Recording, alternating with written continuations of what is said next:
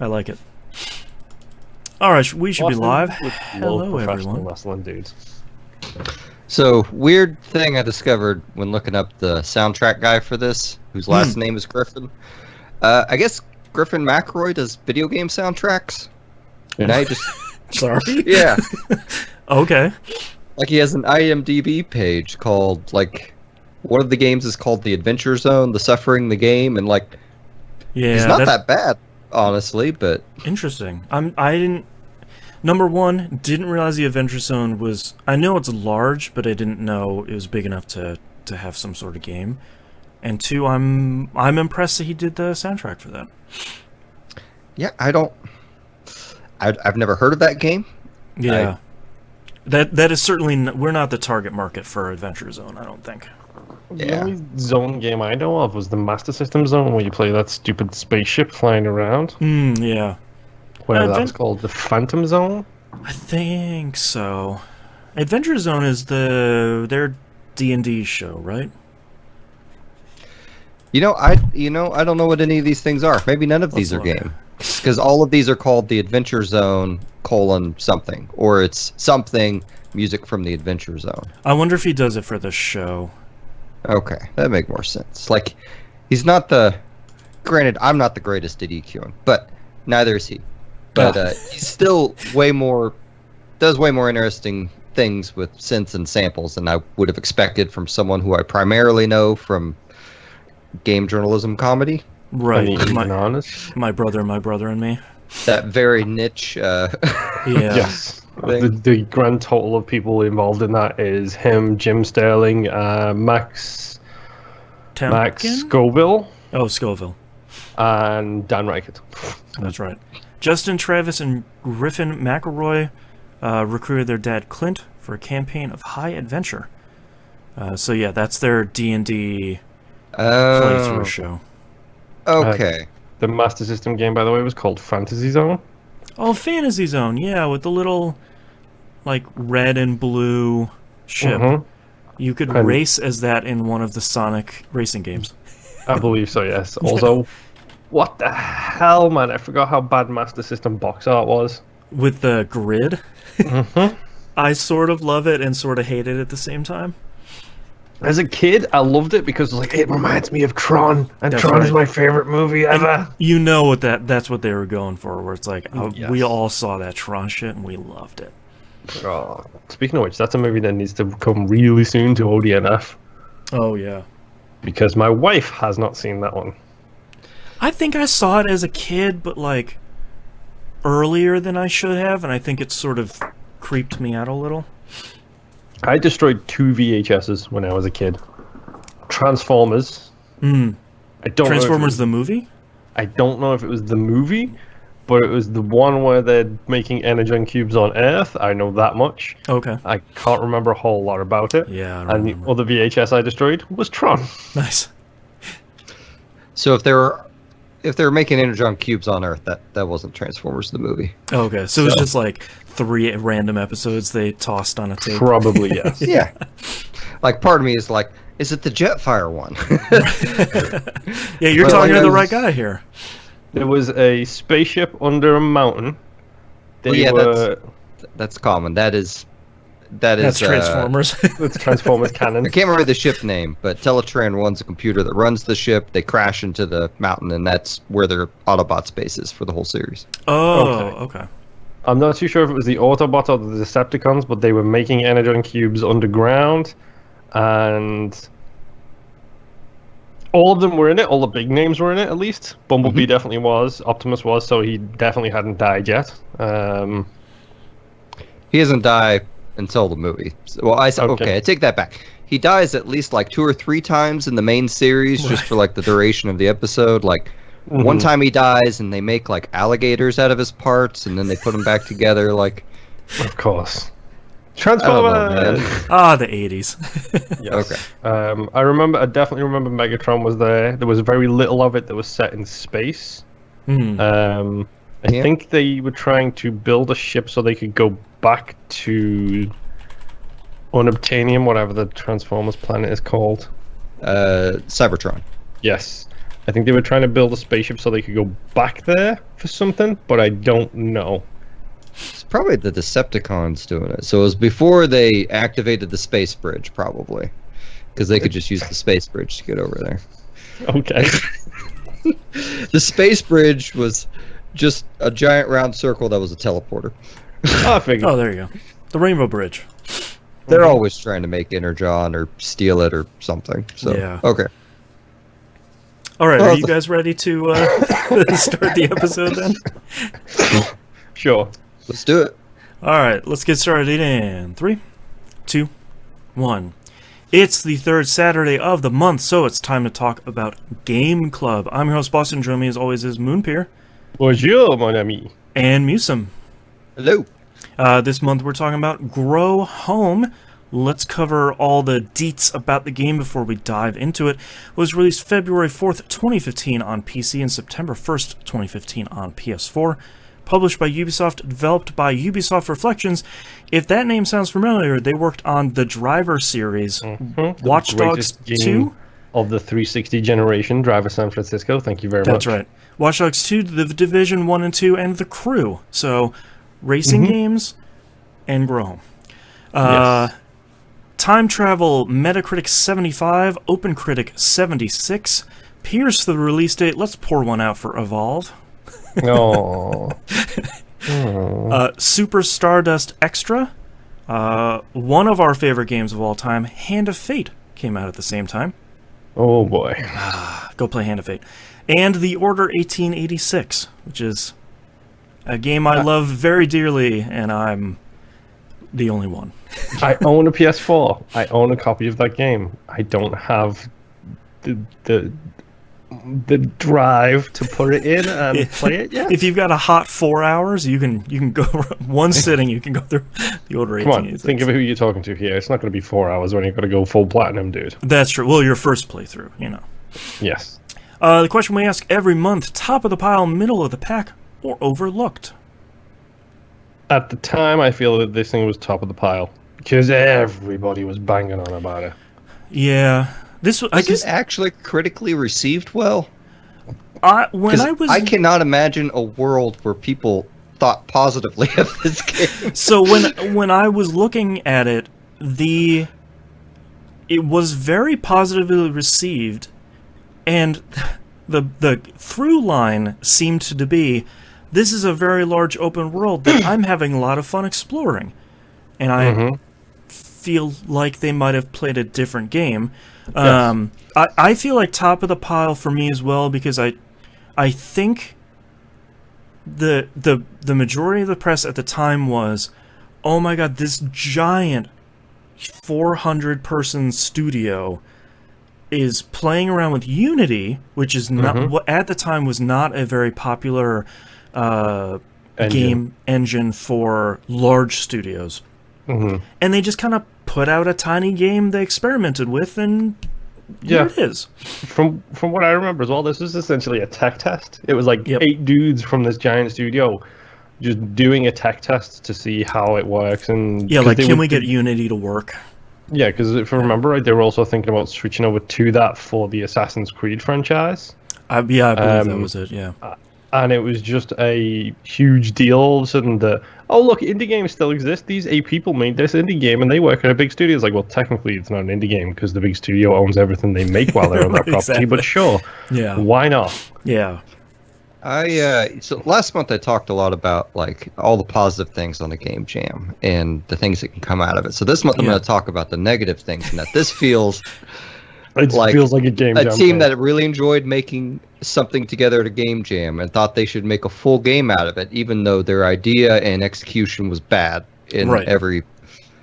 I guess not every level of it's bad, but like the physics and the movement are terrible. Let's just get this out of the way at the start of the show. Do we all want to pull out our squatty potties because we're about to take a dump all over this thing? Yeah, Musum just said that you don't believe that every part of this game is bad. I believe every part of this game is bad. There are a couple of things I like about the game. Okay, let's hit the things you like, because that's going to be a short list. Before we destroy it. Okay, so obviously it's technically a tech test. We'll all agree to that kind of thing. Things I did enjoy was the right-hand, left-hand grappling system. I thought was extremely forgiving, which is not something that works out pretty well usually. Normally, it's like, oh, I'm sorry, you missed this one handhold, fall to your death and die. Like, yeah, and you can grab onto something as you're falling very fast, and it doesn't do the Tomb Raider thing where it's like, whoa, I'm gonna fall. It's like, no, you grabbed it, you got it. Yep, I like that.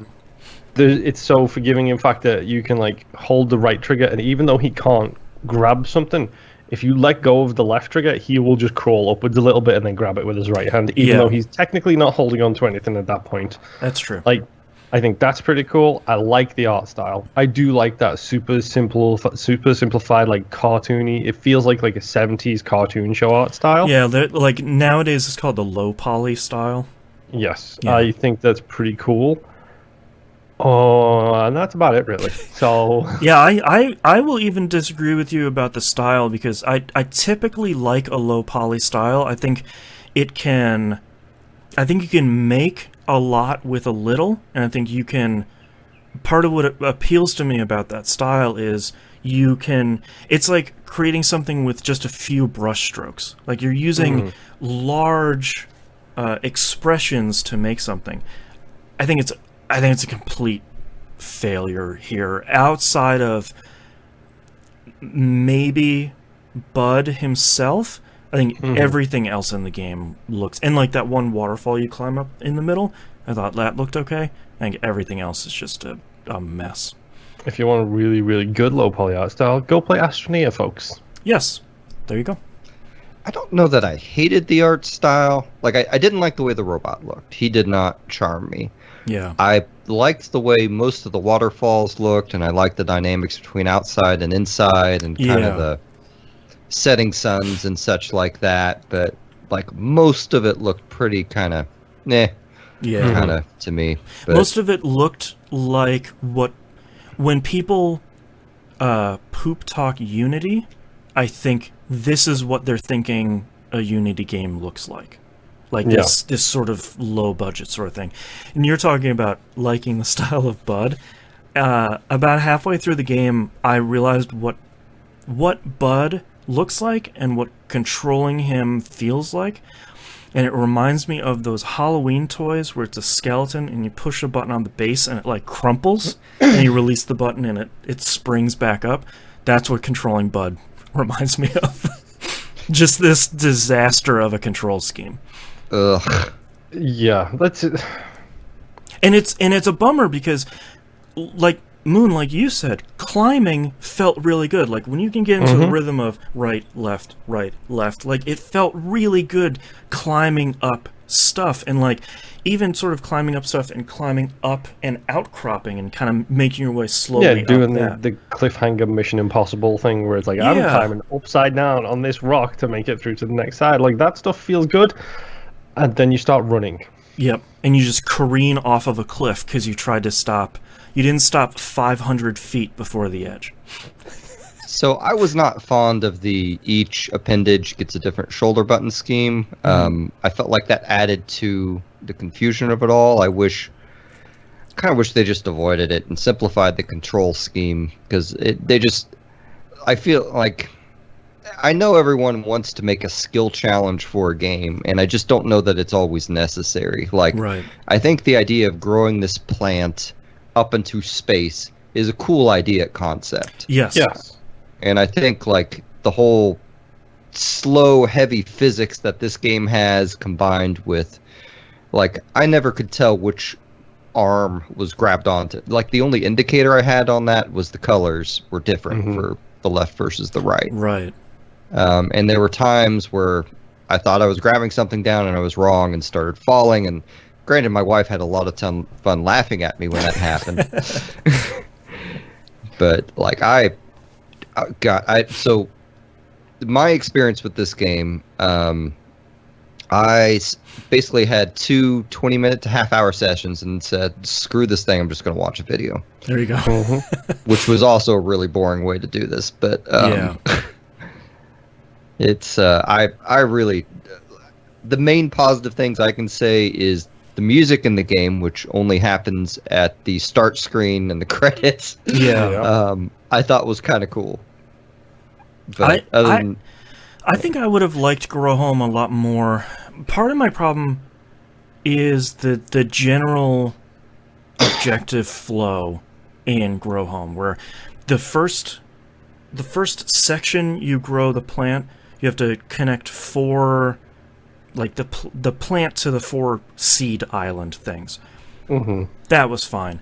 The second time you had to do 6, but some of the arms of the plant don't reach all the way, so you have to sort of get as far as you can and then get an offshoot of that to connect to them.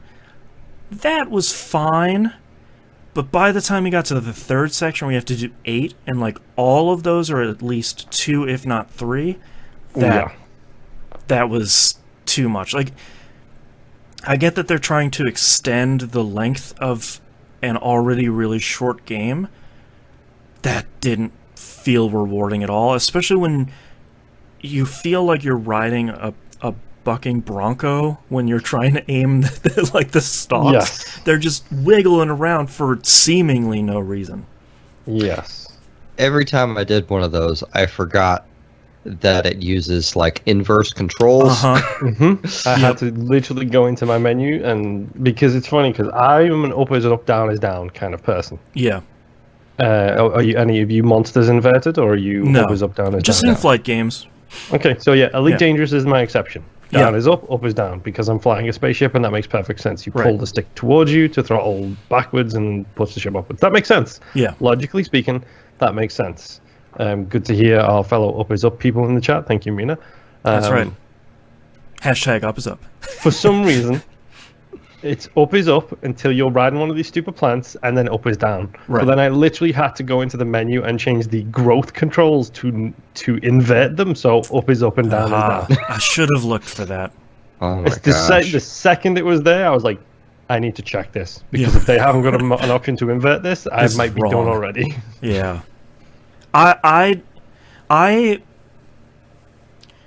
disappointed. To wrap up my feelings about Grow Home, I'm disappointed because I love Blue Sky games, and I was fairly sure I was gonna love a positive, non-violent Blue Sky game that you could easily recommend to people that are looking for something bright and sunny and a real change from what you typically think video games are. I just hated every part of this game, and I so rarely run into a game where I struggle so hard to find any redeeming value to the game, and that's a real bummer. Yeah, I thought the game was okay. Like, literally okay. Not even mediocre, just kind of okay. Until the very last mission, which is to get one of the stupid seeds and scan it. Impossible. So, the game doesn't do a good job of explaining to you, number one, you're supposed to take those things to the teleporters to scan them. Right. Number two, how are you supposed to get down from space to a teleporter? Right. Number three, you can just carry it and jump it into the spaceship. Yeah. Which it also doesn't tell you. Yes. Yeah. And Sorry. I spent probably about maybe 30 minutes falling from the sky with a seed in my hand, trying to land on a teleporter platform before I actually figured it out. And that last teleporter is not even near the top of the seeds, so that I had to teleport back to the top teleporter and then climb a whole bunch to get back onto the stupid plant to grab a seed to try and fall off the thing, and somehow manage to land on the teleporter thing. I was so frustrated, and then literally I just happened to walk around it a little bit and saw that there was a leaf that was folded down towards the spaceship. I was like, are you serious? I swear to God. And then, like, you put the seed in and it gives you the thing and it shows you the credits and it kicks you back in the world. Yeah. And I was like, okay, I've seen credits. I'm officially done. I'm not going to do this stupid collect 8 more seeds thing that it wants me to do. Oh, God. Yeah. And on the computer in the ship, when you do that, it's like, oh, the mission is now over. Would you like to continue? And it's got 2 levers. I hit the no lever. Nice. And it said, sorry. I was just, it like when you hit the no lever, it says, thank you, your vote has been noted. Here is your mission. And it just ignores the fact that you said no. Great. Yeah. So I didn't watch the video as closely as I should have, evidently, but like in the video I watched, the guy 100%ed it, right? He got all his energy for his robot, and I'm guessing every percentage or something you get a new ability. Upgrade, yes. It's like He every could just 20% fly in or space. something. Oh, okay. Yeah, because He it had like a jetpack or 20% they give you a jetpack, and at like Yeah, but it's hot 60, I garbage. think you upgrade it, and I don't know what you got for it at 100. Yeah, I got 22 crystals. I was not exploring every single thing to Yeah. get trying to get crystals. I was like, by the time I got through the first platform, the first like growth phase, I was just like, no. You know what? I'm just gonna take this plant to the space, and I'm gonna do what I need to do and be done. Yeah. I'm going to make mom happy and get the hell out of here. Yeah. Yeah. I honestly, even watching the video of the guy carrying the 8 or 12 or however many freaking seeds there were to the stupid spaceship teleporter looked really annoying. Yeah. Like, the carry mechanics in that game are not great. Like, they're kind of entertaining for a... Okay, you know what? I thought of this early on, and I haven't played the game, so it's probably not fair I'm making this comparison. Like, if Octodad had come out before this, I would say someone played Octodad and said, we should make a skill challenge out of this game. Exactly. Octodad. Yeah, maybe we should put Octodad on our backlog. Oh, I have it installed and ready to play because apparently that's just what I do these days. Right. I mean, if you're looking for a Blue Sky game, like Boston said, like I love a Blue Sky game. Good old-fashioned Blue Sky game is really great. If you're looking for one, I'm pretty sure there's probably like 20 on Game Pass at any given moment. Right. Alternatively, go play the best Blue Sky game. The best Blue Sky game that has ever existed. Eternal Sonata. No, I'm kidding. Don't play Eternal Sonata. Don't play that game. I am, of course, talking about Viva the Pinata. That's right. Like, That's right. the best Blue Sky game that exists is already out there. Go play that game instead. Yeah. And maybe by playing it and by buying it, we might eventually get Viva Pinata 3. It's worth a shot. With the power of the cloud. That's right. So what do you... so Blue Sky game, I've been gathering what you guys mean during this podcast by that term, but I don't actually know. Like, what do you consider a Blue Sky game exactly? There is no fate of the universe in the balance. There is no desperate mission to save the galaxy. There is no dire times and end times for you or your party or anything like that. It's literally, here is a game, you can load it up. There is no stakes. Yeah. Like, you can It's a feel-good game. Yeah. Typically, they always have, like, a blue sky with beautiful clouds and a sun. There is no, storm on the horizon or anything. It's just... Yoshi's Island Express is probably another good example of that. There technically is stakes in that game, but there is no rush. There's no urgency. It's like, go deliver some mail. Have fun. Yeah. Yeah. All right, well, that's our coverage of Grow Home. Don't play it. Let's talk about our next game. I'm sorry, Mina in chat are talking about Blue Sky games. A sarcastic person would say a pointless game. Sure. Well, a sarcastic person might also say that all video games are pointless and we're all wasting our lives. That's right. There you go. Mina, life waster. All right, let's talk about our next game, and inspired by Monkey Senior's suggestion for We Rogue Like It that we'll talk about in this week's upcoming episode, we came together and we thought, let's not have the community or the randomizer choose something. Let's choose a game that we've wanted to play throughout the year that just hasn't come up, bubbled up to the top of the list yet. And that game is Dream Daddy, a dad dating simulator. Came out on PC OS X, Linux, PS4, and Switch. No Xbox, love? No? Yeah, no, what the hell? No, come on. Developers. Yeah. So we're going to talk about Dream Daddy next month. It doesn't look like it's super long. My sincere hope is that it will foster some visual novel love in some of you guys. I already like visual novels. I just don't play visual novels right now because my primary console, as we all know, is the big green box. Yes. And you can probably tell me with one hand how many visual novels exist on that platform. That's true. So, I have nothing against visual novels, but the line between playing a 10-hour visual novel in the games that you and Mina play, Boston. Right, 60-hour ones. 120 hours of reading and going through choices. 500-page books.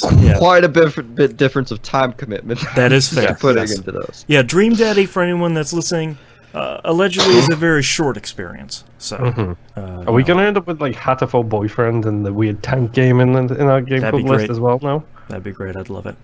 I do want to try Hatful Boyfriend someday. Yeah. Me too. So I guess we know what's getting added into the list next. Yeah. There you go.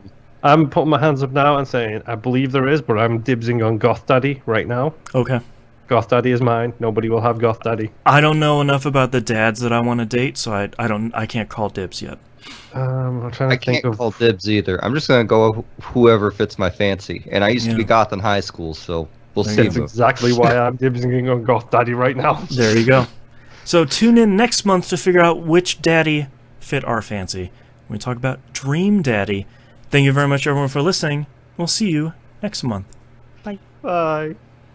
And thanks, everyone, for watching. And thanks, Mina, for coming and hang out with us. We'll see you next month. Bye. Weird up.